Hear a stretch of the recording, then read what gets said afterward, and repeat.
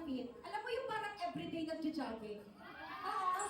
Alam mo yung makita mo siya, pawis na pawis siya, tapos healthy, inom ng tubig. Sir, mahilig ka mag-exercise? Pwede ba kami nakakita ng push-up? Great ma'am, sir. Yeah? Request kami. Sinong sa... Push-up siya at the same time, diba? May kasama pa.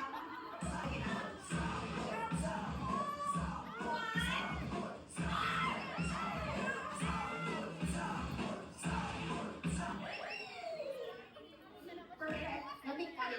Sir, mahilig ka ba Magsuba.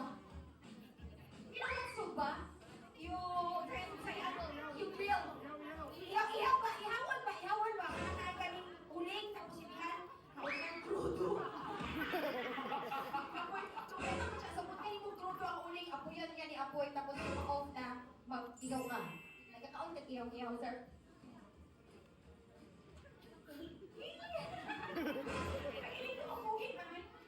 Tapos mo kayo kanuhan. Okay. Ngayon, eto na yung ihaw-ihaw natin. Isasawsaw natin sa sawsawan. Ipili tayo ng sawsawan ngayong gabi. suka? Bakit suka? Malamiha lang ba? Lamig na, Toyo with calamansi. Sili. bakit naman? Humihirit pa si nanay ko sa pagpatay. Nanay naman eh. Nagkutama eh. Bakit toyo may silip? Para hot. Ako, Ramos, mapakinig ba to ah? Nagagandaan talaga ako sa kanya. Huwag ka magpatalo.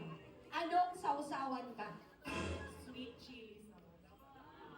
Social na. Ducati, sweet chili sauce.